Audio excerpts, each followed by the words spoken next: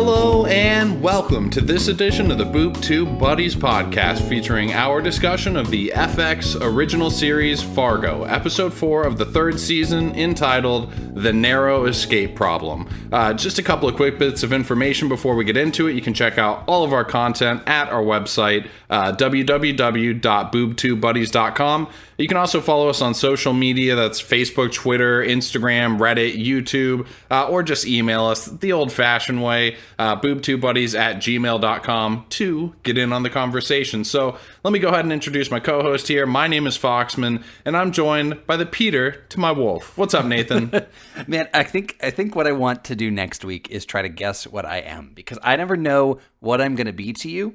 But next week, I'm going to try to guess it before you say it. And you know what? I generally speaking do go with either a callback to like an inside joke sort of thing from the previous episode, or something straight on the nose from this week's episode. Yep. Yeah, and that was perfect. I'm glad to be the Peter to your wolf. Yeah, so we'll get into the episode more broadly here in just a minute. I do want to mention real quick that we have American Gods, Sense8, Better Call Saul, and then, of course, Fargo. And we just released a Guardians of the Galaxy episode as well. So that's really the only other things we got going. You ready to hop into segment number 1? Dude, let's do it. All right, so 140 characters or less used to summarize the entire episode. A little segment we like to call Summon It Up in a Tweet. Oh yeah, we're summon it up, so summon it up. Summon it up, oh yeah, we're summon it up. Oh yeah, we're summon it up, so summon it up. Summon it up and up. Tweet.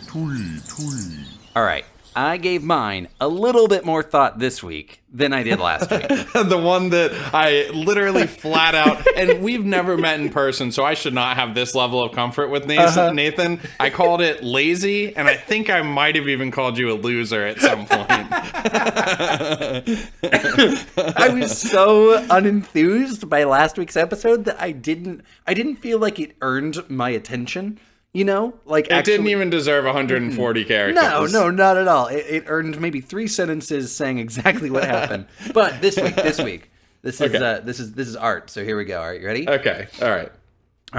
Ray adopts a drab disguise and pulls the wool or Emmit's eyes. The French horns play in marching meter, but the wolf's not scared, nor is Peter. Damn! That needs to be in a book somewhere. That was really nice. Okay, all right. I wish that I had gone first, so I didn't have to follow that act. But here it goes. Peter, the wolf, the duck, the cat. Varga vomits. It's hard to look at. Emmit's in deep Ray's finger and ashes. Gloria's investigation has some major splashes, and that is summoned it up in a tweet. Yep, perfect. I like it. It sums it up. I feel like we're off to a good start. Those are 2 good summon it up in a tweets. Yeah, and so far every reference that we've done has been to the Peter and the Wolf thing. So I mean, the elephant in the room, the whole Peter and the Wolf motif throughout the thing. I loved that. That just sent me back to fucking memory lane, like a one-way trip, because that, to me, I had this little cartoon version of it that my parents would set me up in front of all the time as a kid. Yeah, I know it.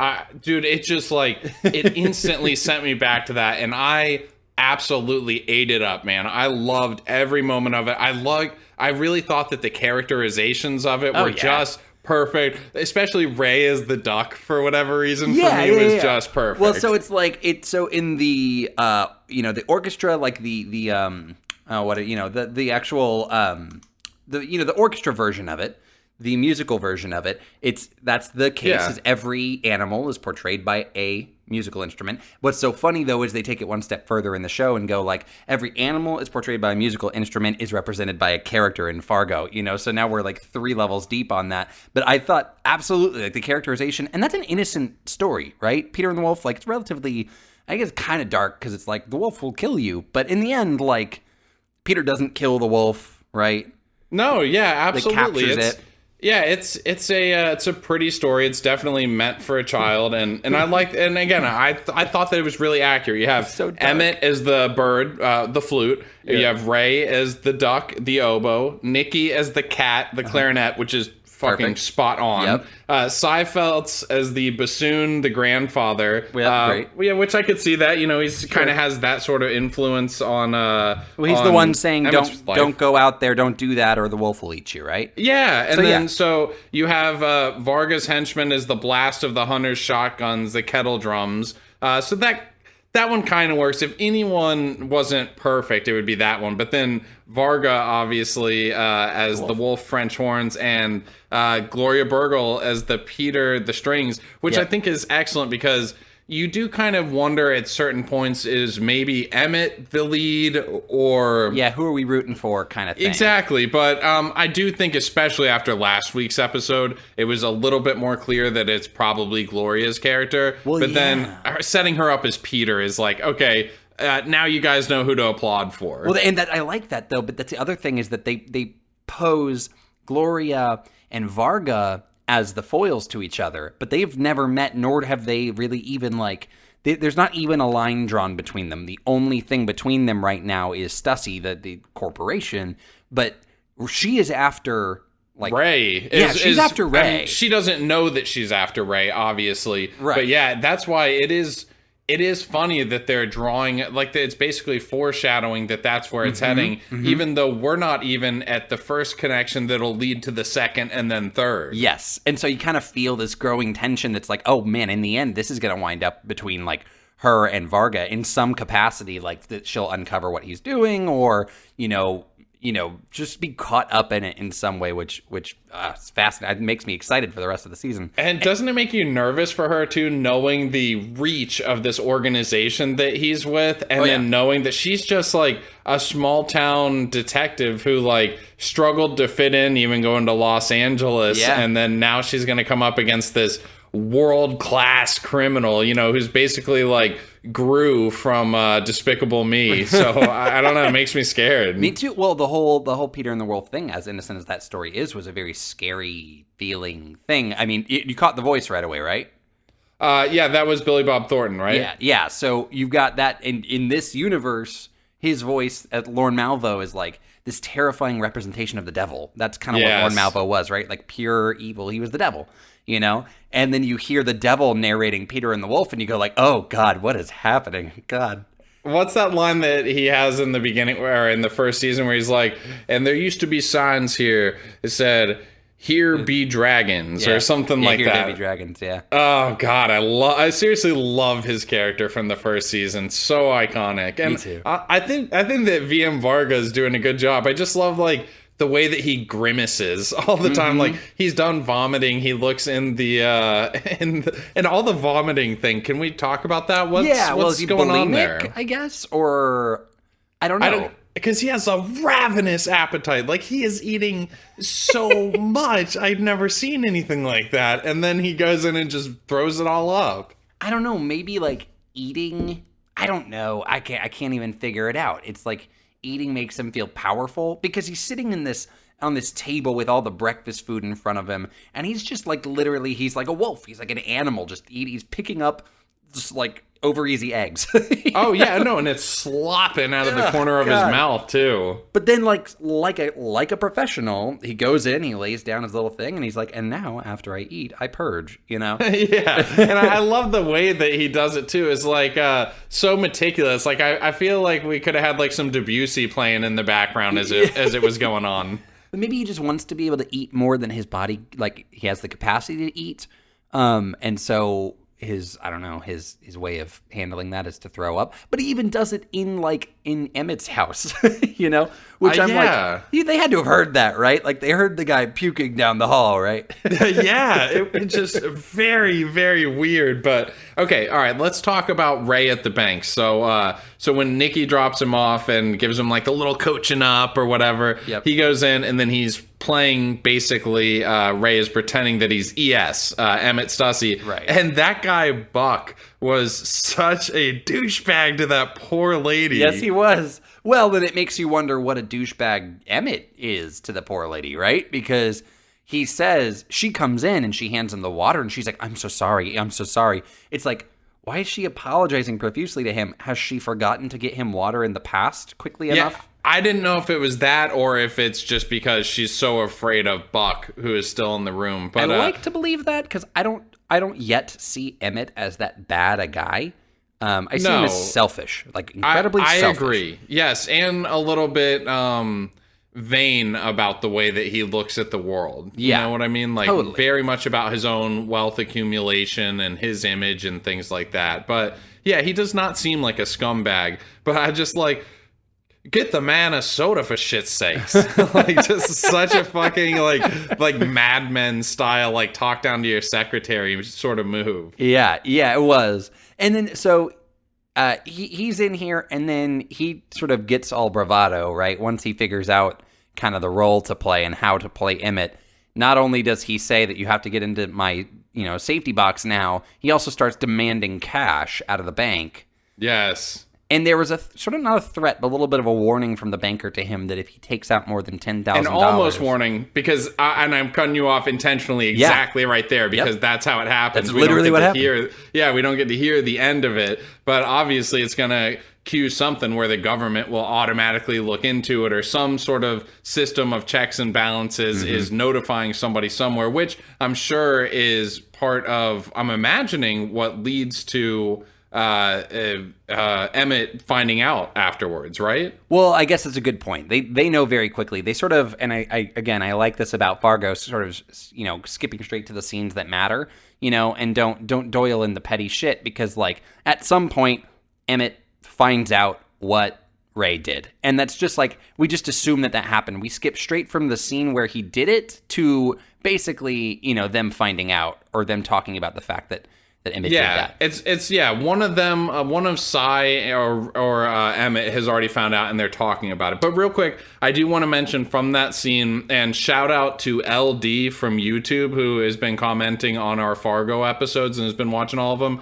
He, rightfully so, gave us some grief about not knowing that the Minnesota Gophers are an actual collegiate team that has had actually a lot of like sports success and things like that. And I called them, it was me personally, not you. I called them like some podunk team that nobody's ever heard of. So I stepped in it a little bit on that, and in this scene, he thanks Emmett Stussy for getting him the Gophers tickets. Truthfully, I did not know that either, obviously, or I would have said something. I don't know sports. I don't know. Am I This is when you people? Gather two nerds for a podcast. This is just bound to happen. It's like, look at what you're listening to. This is a podcast about Fargo. Yeah, this is why we're not covering Ballers on HBO. Yep.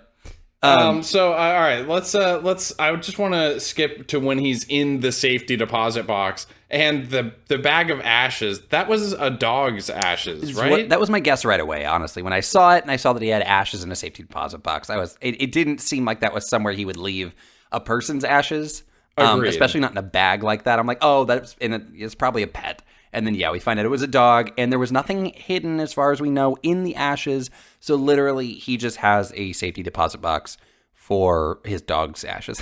Yeah, and I love these fucking, like elbow deep in this thing, dumping the ashes. Oh my God. It was so obvious what it was, but he tasted it. I agree. That was really fucking sick. Yeah. But, and I will say, unlike last week where I was like poking holes in it, going like, this doesn't make any sense. Why would this person do that? I totally get why Ray would do that. He's completely out of touch with reality. Yes. And it just, like, from a character standpoint, him, like, opening the ashes and being like, what the fuck is this? And then, like, kind of tasting it on his finger, it just made sense to me. Yeah, it did. I mean, at the very least, he didn't like mix it into a glass of Ovaltine or something like that and drink it. So I mean, yeah, it could have been worse. Real quick, if you don't mind, we have Kristen from the Boob Tube Buddies did a Darn Tootin for this week. So you mind if we throw to it real quick? Oh yeah. Okay. Darn Tootin. Hey there, ho there. This is your Boob Tube Betty, Kristen, with your Darn Tootin' Fargo facts. Let's just start it out. FX Season 1 of Fargo. There had been a previous attempt to adapt Fargo for the small screen. In 2003, a pilot episode starring Edie Falco, starring in the role of Marge Gunderson, aired, but it unfortunately was not picked up. Fact 2. Billy Bob Thornton was actually responsible for choosing his, quote, Lloyd Christmas haircut for his character after giving himself a bad haircut. He added the bangs for flair. Fact 3. Despite the name of the show, it was actually filmed in Calgary. While it's not usually a surprise that productions are not shot where they take place, it does make you think, oh geez, are there really 2 places that look like this? Well, that's your Darn Tootin' facts from your Boob Tube Buddy, Kristen. See you later, little buddies. Darn Tootin'.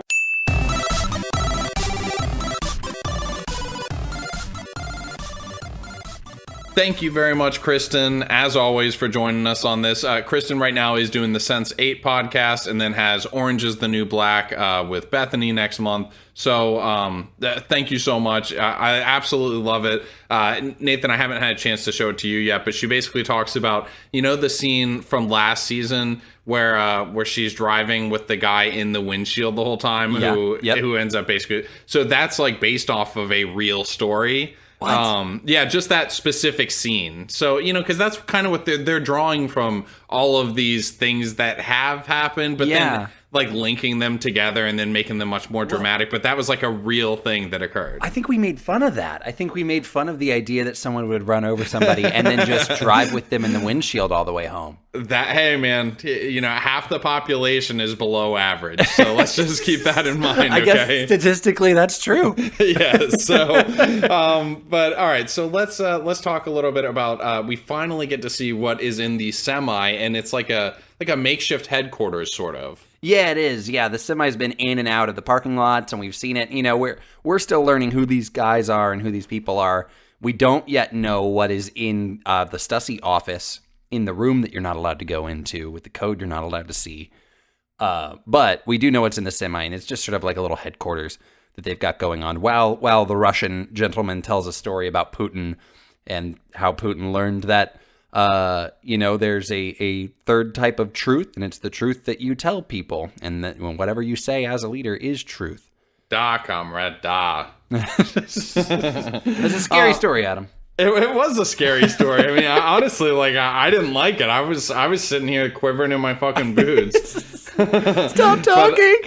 But as this is happening, we're seeing like the autopsy that had been performed on Maurice, or at the very least, we're seeing his corpse. Yes. And Jesus, straight lobotomized. I mean, like the top of his head though was basically cut off. It was like a really messy scalping that had been done. Yeah, I almost didn't know what I was looking at when it first happened. I'm like, oh, that's just his head. That makes sense. Yep. Yeah. Yeah, that was really, really gruesome. And it reminded me of, I cannot recall which one it is. I want to say perhaps it's the second movie in the Silence. It's Hannibal. No, that's what it is. Yeah. It is the movie Hannibal. Yeah. And it's Ray Liotta's character. He basically cuts all of his head off, but leaves part of the brain exposed, and he's getting all loopy, and they're having like a dinner scene, and it's Julianne Moore, Ray Liotta, and then Anthony Hopkins, and his brain's sticking out. That's what this reminded me of. Oh God, it got me like cringing just thinking about that. Yeah, and then VM Varga comes in, eats up all their food, and then vomits in the bathroom.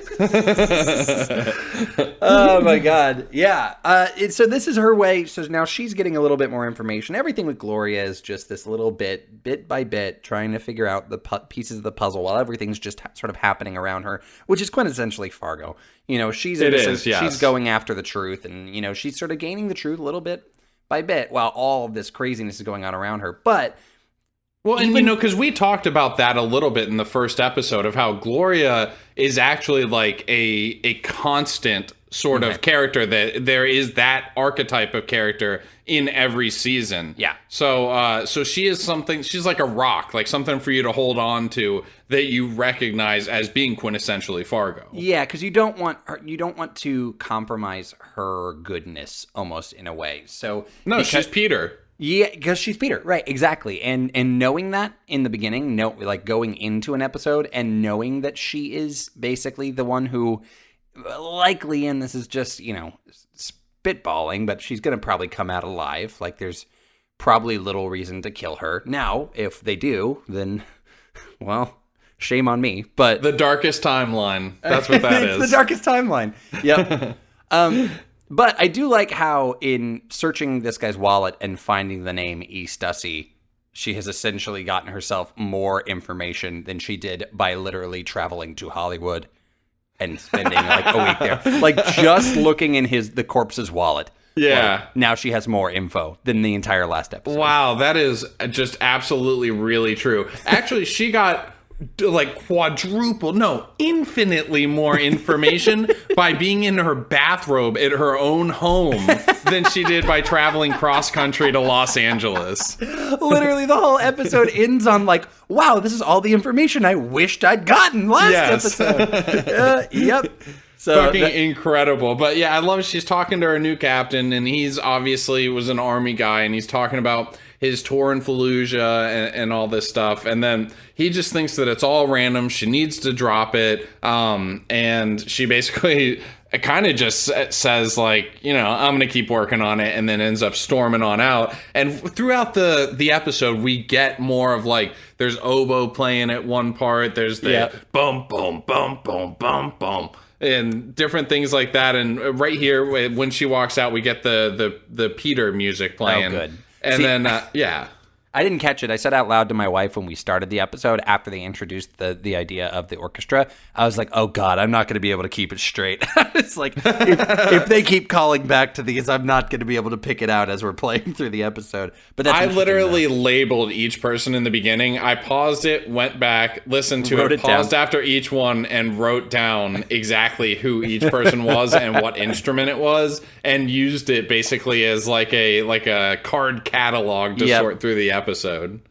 That's funny. Yeah, see, I didn't catch all of it. But that's a good moment to do that, and I love the callback to that consistently. And her sort of telling off her, her chief.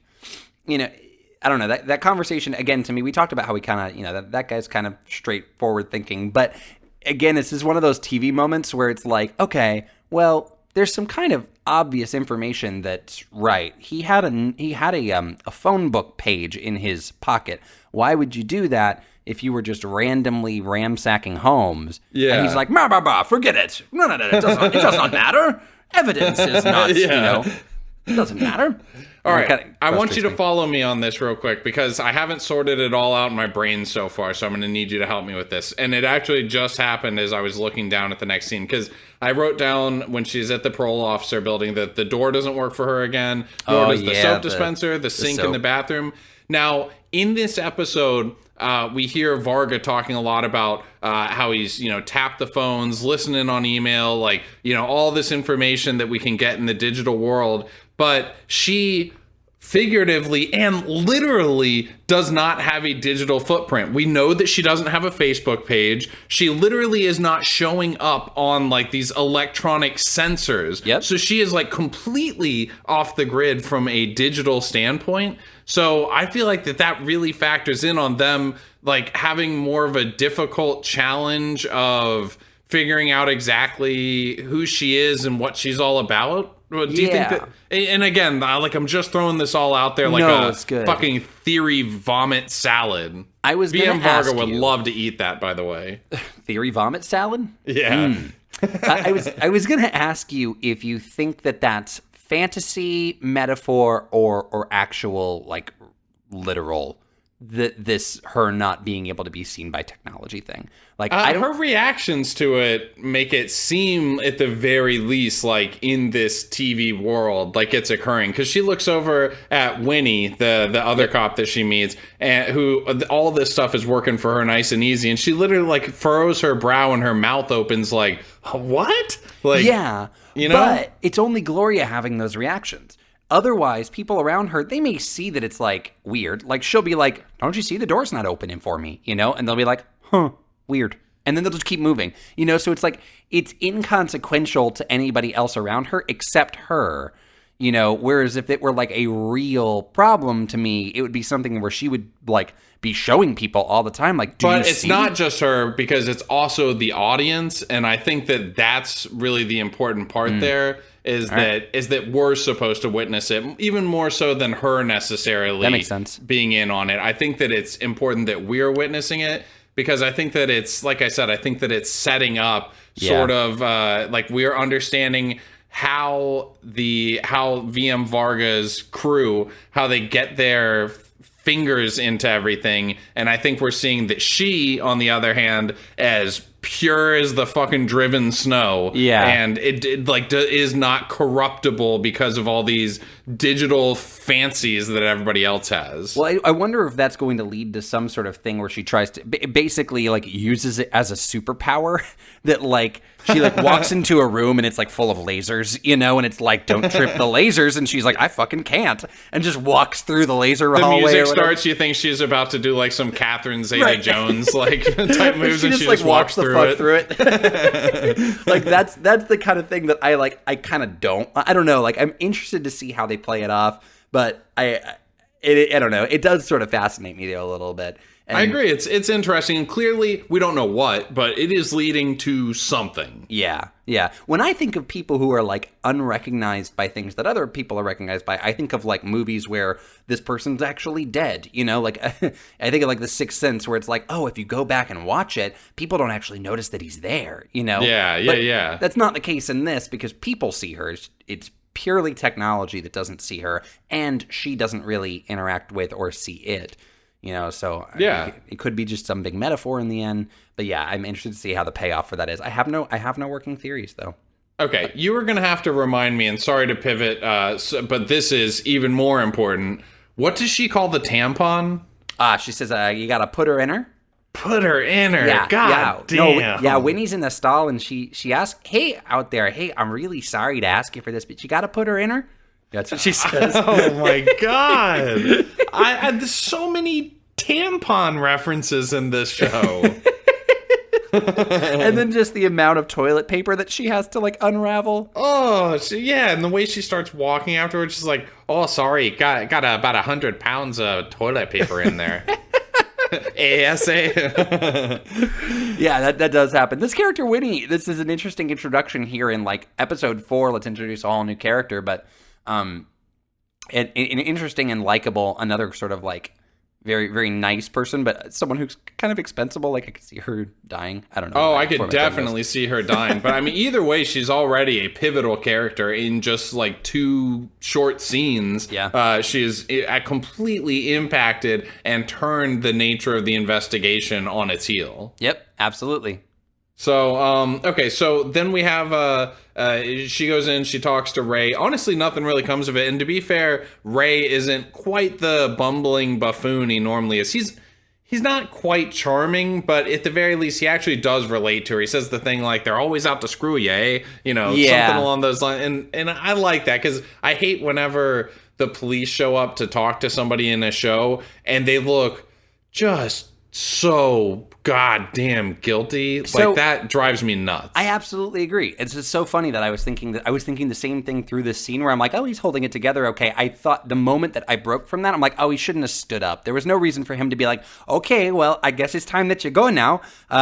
You know what is an example of the exact opposite is the way that Cy was acting around Winnie when she goes there. To me, that like, and I'm sure that is more of how the director asked for that to go, but that to me is too much. Like, I think that it's enough to have him act a little squirmy and to have like the Putin guy in the background staring at him. But I thought it's too like stage acting for me. It kind of was, but it kind of made me laugh because he was so loud. He's like, she'll ask him a question and she'll just be like, yeah, so do you know who was driving the truck? And he'll be like, no. Did I not already say that we'd get that information over to you tomorrow? I told you, when the girl's in the morning, I'll have her send information over to you. Yeah. And so I thought it was a little overdone, but as these people were like watching him, I guess I kind of got it. But you're absolutely right. He's super squirmy. She obviously would catch that and like in real life be like, you're being like an idiot right now, right? That every interpersonal behavior about you right now and every nonverbal is screaming that you're guilty, right? Yeah, and honestly, I really like. I do like Cy. I'm not even meaning to shit on him because we know that he bumbles a little bit because we saw him slam into the cars, which is what leads to the scene. And we see after he gets Ray fired how he flicks him off outside, and when he tries to be super cool and get in his Humvee, he kind of like stumbles as he reaches over to open it. Is he if I'm looking back, was he flicking him off or just pointing at him? Oh, you're totally right. No, Which he is absolutely just pointing at him. Hilarious to me that as he drives away, still his arm is out the window, just like an index finger, just like the window's not even all the way down. It's just barely cracked with his arm barely fitting through. He's not even successfully pointing at Ray. He's like pointing a direction, but as long as you can see the finger.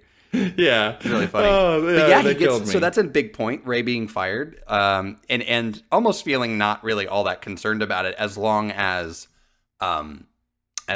Nikki is okay, as long as they're not going after Nikki. You know? I like that that his direct supervisor is still like, you could sizzle bacon on that ass. I get that, but you don't bang the cattle.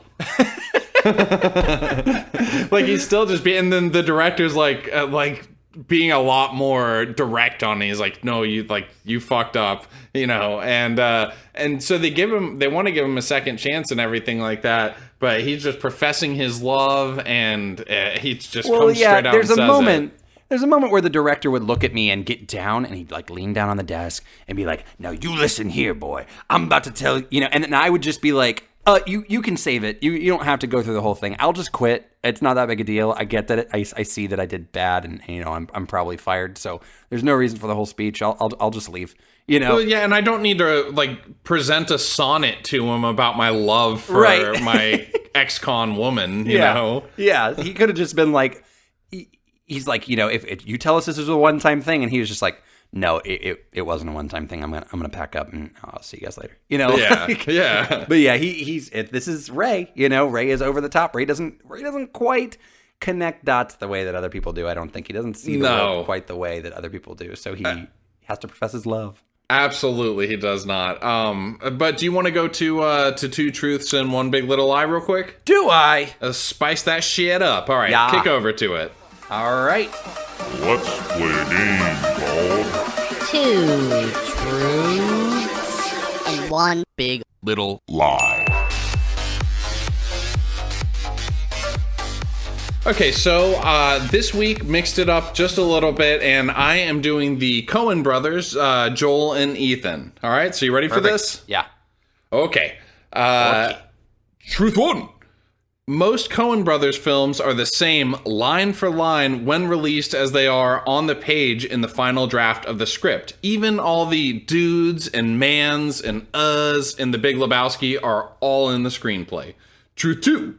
Joel is the one who is married to Frances McDormand, who appears in several of their films, including Blood Simple, Burn After Reading, and Fargo. Truth three. They often share film credits for editor under the alias Diedrich Jameson. Okay. Wow, I love the Coen Brothers. I know none of these. Oh, that makes me so happy, because I was looking through all of them, and I was like, this is really like played to your strengths, because you know directors way better than I do. And I know that I've read Coen Brothers scripts, so I'm trying to think through that. I do believe that I know. I think that Frances McDormand is married to one of them. I didn't know which, but unless you're just sort of pulling a switch on me, I think I'm going to call that one true. Okay. The editing credit or the scripts being the same. I mean, in order for the first one not to be true, you would have to absolutely know that it's not true. You'd have to know for a fact that the scripts are different on screen than they are on the page. And I guess you could assume all scripts are different on screen than they are on the page. But I bet that sounds like something you read somewhere. But it also, Truth 3 is a very specific thing to be made up. I'm going to call Truth 3 the lie. Truth 3 is absolutely the lie. You son of a bitch. Okay, so I said they often share film credits for editor under the alias Diedrich Jameson. Mm-hmm. But that's not exactly right. They often alternate top billing for their screenplays. Like, one will get it one time, the other will get it the next time. Oh, okay. But then they share the film credits for editor under the pseudonym Roderick Janes. That's for editor. They share that. Is there another editor, or are Coen Brothers movies solely edited by Roderick Janes? No, it's solely edited by both of them, but then they just basically combine them into one fake pseudonym. Yeah, so That's really cool. I thought it was pretty interesting. I did too, actually. So you didn't fully make the lie up. So that's fair. That's fair because it did seem very specific. I'm impressed. Yeah, I sublimated the truth and then threw in a completely different name. Yeah. All right. I like it. Well, good. I thought I'd get you with Diedrich. I came up with a weird name like Diedrich and I still couldn't fool you. God damn it. It just seemed so specific because again, my logic for truth one is that you're saying they're all the same on one to another. Who's to say they're not? So I don't know. It just made sense. Gotcha. Well, nicely done. You fucking destroyed me as always. I'll just go sit in my freaking corner. Well, here. So one of mine is just obvious. No worries. Okay, I like the sound of that. All right, one of mine will be very easy. You'll know which one. It's not the lie. Okay. Right, ready? Okay. Truth one. Oh, I'm so sorry. I'm going to be doing my two truths and a lie. I haven't even introduced it. My two truths and a lie about Noah Hawley. I thought that was just all some elaborate plan to trick me. It could have been. Noah Hawley, who is a surprisingly difficult man to learn things about, just so you know. So you basically have to use just the absolute bare bones information about a person. So you could say that he has a small digital footprint, like perhaps one of the characters in our show we discussed. Maybe it's Gloria's him. Maybe that's how many friends do you think he has on Facebook? 364 or whatever Skinny Mac had. Yeah. All right. What you got for me? All right. So Noah Hawley, 1, he is all of the following. He is a political science major, a computer programmer, a paralegal, a novelist, and a television writer / producer. Okay. Truth 2, his mother's name is Louise Armstrong, which I find funny because it sounds like Louis Armstrong. Okay. All right. Again, difficult to find things about. And number 3, his first television credit is as an associate writer on Alias. Oh, man. One of those I'm supposed to know instantly is true? I guess not. If it's not the first one, I'm going to be so angry with you if it's not the first one. I guess not. I'm sorry. I take it back. But those are my so three I'm truths. counting the first one as being true based off of what you said. If you tricked me, I swear I will reach through the fucking Skype. I could tell you the one I meant if you want. No. You've done enough damage, Nathan. All right, I like it. All right, I am going to say that Truth 2 is too funny to actually be true, so Truth 2 is the falsehood. No! I thought that was just going to be like a funny thing that I'm like, oh, by the way, his mother's name is Louise. I said, I find that funny. Her name is Louise Armstrong. Louise Armstrong. No, it's not. It is. She's a philanthropist. Nice woman. Oh my god. She's actually she has a whole Wikipedia page. She has a whole Wikipedia page on herself. Wow. Yeah. Okay. So really, the only information out there about Noah Hawley outside of his parents' names is his career and the things he's done in his career. So you were right. He is number one. He's all of those things. That's true. His first television credit was not an associate writer on Alias. In fact, I don't quite know what associate writer means. I just sort of made it up. He was actually the executive story producer of the first 2 seasons of Bones. That was his original thing. So my god. Okay. All right. He is a best-selling novelist. Which I thought was interesting. That is pretty interesting. Yeah, so he had a ton of writing credits. So I think when he got into television, they were just like, oh yeah, you just go straight to like the top. You're now like the writing boss. And so he's only ever been like bigwig in terms of the stuff that he's producing. And he's got so much stuff on the docket right now with this and with Legion. And then he's got another show coming out on FX he's going to write. And 2 more he's going to produce. And then he's got an unnamed project for Universal's like shared monster universe that they're gonna do. Wow. Okay. Yeah. So he's got a lot of stuff right now. But I think what I need to do is I need to simplify because all of mine are, and even after I decided, you know what, I'm gonna make sure that they're not quite as wordy and they're gonna be more simple. And I tried to do that. I swear to God I did. That's true. But still, just I do not. You boil it down to such basic statements that it makes it really difficult to pull them apart. Yeah, whereas it's like, mine well, are just. Yeah, like you can look into my psyche and be like, this is like the Diaries of a Madman, but I can separate out the one thing that, you know what I mean? Like, yeah. I thought it sounded like I made up that he was on Alias. Like, I just thought that sounded like something that was just fake, but I guess not. I mean, it sounded like, because I start tricking myself and getting into this closed loops, like short-circuiting in my brain, where I'm like, yeah, that sounds fake, but it sounds like he meant for it to be fake.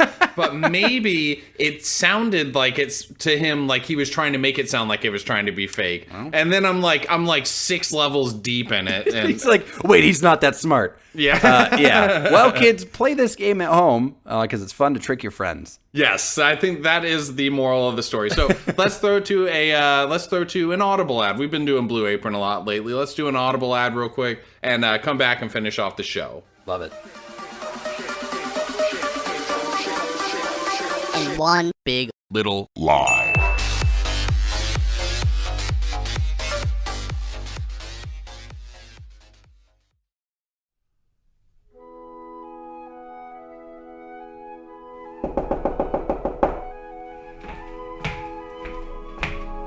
Who is it?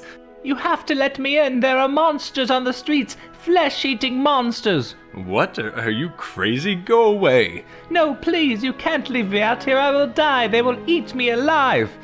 Oh, shucks. Look, I can't let you in. I have a family to protect, but I can make it better. Really? How? How could you possibly make this better? With a coupon, of course. Go to audibletrial.com/Boob Tube Buddies and you can get a free book. A book like The Secret by Rhonda Byrne. What the fuck is an audiobook going to do for me? You don't know The Secret? The Secret has been passed down through the ages, highly coveted, hidden, lost, stolen and bought again for vast sums of money. It's been handed down by oral tradition and practiced by Plato, Galileo, Beethoven, and even Einstein. It gives you the power to do anything that you want. You've got to be kidding me. No, not at all. The Secret shows you how to realize your optimized reality. It's why I'm in a warm, cozy house with a loving family, eating filet mignon, and you're outside running from flesh-eating beasts. And it's only a 4.5-hour listen, and then you'll be good to go. Good luck! But I don't even have headphones. Oh God, they're coming! Ah!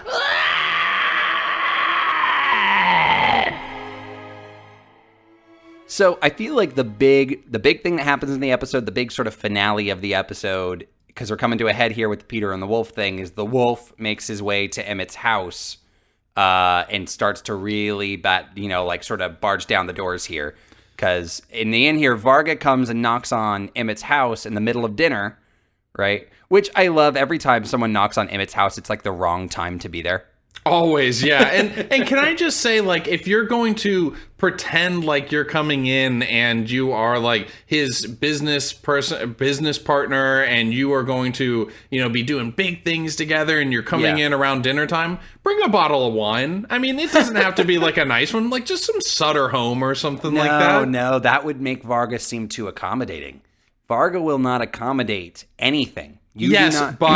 But he is sort of playing the charm game with the mother-in-law and with his wife. So I don't even mean necessarily like for Emmett's sake. Certainly not for Emmett's sake. Obviously, he would not be accommodating for him. But I think, like, because he's even talking about, like, do you see me? I'm in a $200 suit. You're in a $1,000 suit. So he's talking about, like, playing the game and appearances as, being right. And if he's charming them, it doesn't have to be much. I'm not saying, like, bring him a fucking Yankee candle or something, but just, like, a really cheap bottle of wine. The high end of sophistication. A Yankee candle. Yeah. Yes. I don't know why that was my go-to gift-giving thing. Elegant gifts. Fair enough. I see that. No, but see, to me, so here you're right. He is very presentation oriented. But even at the table when he's like eating, I guess he's polite enough, but he just sort of seems he's an imposing presence regardless. Like even his wife, like she kind of gets to like him, but she's like, I wish you'd told me we were having guests. And he's just like there, just like chowing down on food. But you know what? We are in Minnesota. This is the land of hospitality. So, it is to be expected that, she would offer him food.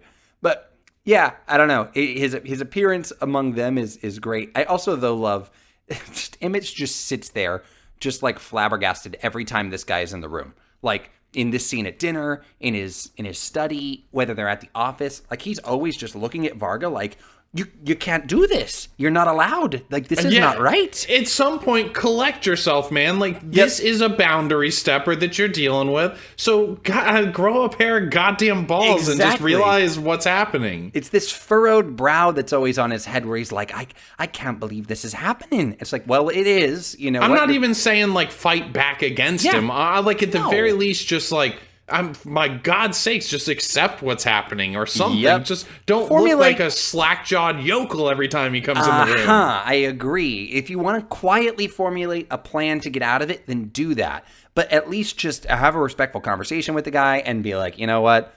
Fuck you. This is where we are. Then what are you wanting from me? How can I get out of this with the least pain possible? But instead, he's making it painful for himself by squirmishing. That's kind of what I see. Agreed. He's caught in a trap and he's trying to get out, which is more painful than just sort of sitting there and figuring out a way out of it. Yes, and this is when Varga starts dropping lines on him about, like the torches and the pitchforks are coming, like the commoners who you've fucked out of the wealth, and then he gives like a couple of Bernie Sanders numbers real quick about the 85% of the world's wealth is being held by 1% of the world's population and all those different things. And then he tells him that he got him a new line of credit for $25 million, and you're not in the parking lot business anymore. You're in the billionaire business. Wait, did he say that line? I missed that. Yeah, he said that. Well, there you go. Yeah, and he tells him he's going to get rich. And then, Emmett says, I'm already rich when he lets him in. That's when he lets him into the house. And he's like, no, you're not. I love that. It almost like says it petulantly a little bit. Do you think this guy's teeth are that bad because it's like a British stereotype? Or do you think they're that bad because he throws up all the time? I think that it's both of those things. And then also he doesn't necessarily want them to be fixed. Because, again, he's not trying to have the appearance of somebody who deserves... But honestly, I would say, like, maybe get them fixed up back to the point of not being distracting. Like, if you're not trying to make an impression on people, don't look like, like you've got... Like, at this point, it would be better if he pulled all his teeth out and he had, like, little black tendrils hanging out of his gums. Like, it looks so fucking weird. So what do you think he meant by we're going to accumulate wealth, not money, wealth? I think that he's just talking in terms of like the amount of money that we're going to get is going to be so much. You don't even look at it necessarily as being money anymore. It's just wealth because the accumulation of it has become so large scale. Yeah. This isn't money that we're spending. It's just money that we're going to have. And then we'll use that lump sum as a tool. Yeah, and well, because he more or less says that, because he says something about how he's going to make him rich on paper, an episode or two ago. So, is there? I don't think that there's too much else to break down here. He says something about Ray's not going to be a problem. He's a loser, and his girlfriend probably is too. And then, So this is like you mentioned earlier, where we sort of reveal that Varga is using technology. Good point. Yeah, the email and the phone. Mm-hmm. And this is something we saw earlier with Varga, and when you Google his name, it downloads the virus that takes your picture and blah. Obviously, he and his crew are well versed in technology and how to use that as a tool against people, which is sort of the direct opposite. Maybe that's what we're going for: is the technological giant versus the completely technologically inept. And the Peter versus the Wolf thing, and who's going to come out in the end. Of course, they have it as being like a Russian and an Asian hacker. I mean, that is so stereotypical. Like, the next thing that's going to happen is the Asian guy is going to start using kung fu, and it's going to be filmed from the dashboard cam of the Russian guy's shitty car. I mean, the Russian dude already told us a story about Putin. Like that is true. Yeah, so he's as Russian as it comes. Yeah, the next time the Chinese guys are going to start talking about Chairman Mao. I mean, come on, man. Little on the nose. But, okay, so let's get to the last scene. And it's more talk about Peter and the Wolf. And it ends, essentially, with Winnie coming in and talking about the hit and run and then explaining the situation at Stussy's, pointing out then the Eden Prairie coincidence, and that's really the big one. Yeah, it is, because, I mean, so Gloria can overlook no, she can't. I'm lying about that, but I was going to say she can overlook the Stussy coincidence, but she can't really. Like, she saw it, but it was going to stick with her. Like, she kind of ignored it in the room, and was like, okay, well, 2 Stussies, he says it's common, okay, whatever. But she was going to go investigate that further, but the third Stussy coincidence, well, that's a nail in the coffin, right? Yeah, that's a coincidence too far. Yeah, exactly. And, which I'm glad to be treating coincidences like what they actually are. But, yeah. And then, but then also finally this connection with the Eden Prairie instead of Eden Valley, right? Yes. Yeah, so once you hear that, and she makes the assumption in her head, like, I like when she says that, she's like, the dots connect in Gloria's head. She's a smart person, she's figuring it out, And to see that sort of happen makes me ultimately very, very thrilled to see how she takes that information and where that goes. Agreed. Now, did I ask you at the beginning, because I love to fucking pin you down on this, scale of 1 to 10, what did you think about the episode? I don't think I did, right? No, you didn't. I'd say an 8. Okay, yeah. I think I'd go up to an 8.5 because we got a little bit more of a Varga reveal this episode. That's true. That was which nice. To me was very interesting. The only reason it doesn't go up a little bit higher is because I really want to see more of Nikki's character. Like, yeah. I think that she's a great actress, and I think that she's very well cast for that role. Well, see, like a 10 episode of Fargo for me includes stuff like this Peter and the Wolf thing, the narration, a little bit of break of the medium, I should say. That's how I should define it. Breaking up the mold a little bit, breaking the fourth wall, potentially, these sort of different ways, like last episodes with the animation. But I just didn't feel like the animation had enough substance to it to actually mean anything to me. It was just sort of supplemental to the story, whereas the Peter and the Wolf thing is directly related to what's happening. So, like, that immediately bumps it up from last week for me. And then, that 10 would just take it a step further, maybe give me a few more analogies, some great snippy dialogue that I just want to quote in my head, and we're getting little bits of that. And I'm expecting a 10 episode for me this season. Totally, because every season has them. It does. But this definitely was an episode of Fargo. I mean, that's the best I can say about it, right? It was an episode of Fargo, and it took us further, which is good. Yeah, it might not be an episode that, like, you recall years from now. Right. I don't think it's one of those, but I think that it's the perfect episode of Fargo that, is not easily identified looking back in post, because it really has the entire feel. It has its own little theme for the episode with the Peter and the Wolf stuff, and it moves the plot forward. Nothing stagnates. So yeah, I thought it was a really good one, and I'm very stoked for next week. Nice. Okay, so I think that's it. The only other thing is we have a best of April episode that should be out probably around the same time that Fargo releases. So check that out. We talk a lot of TV, movies, and Mothman, you probably are aware of this already, interviewed somebody at least semi-famous. Yeah. So I won't say any more, but listen to that episode. It's very good. And we already talked about the social media, but we also have a Patreon page. We do not use any of the donations for any sort of pocket lining. It is literally just to reinvest back into this, to have more storage space for our RSS feed and advertising for the podcast, equipment, things like that. So even $1 a month on Patreon is just really, really helps, and we'd appreciate it. So, Nathan, how do you feel about tying a bow on this bitch? I'll do it. See you next time, little buddies.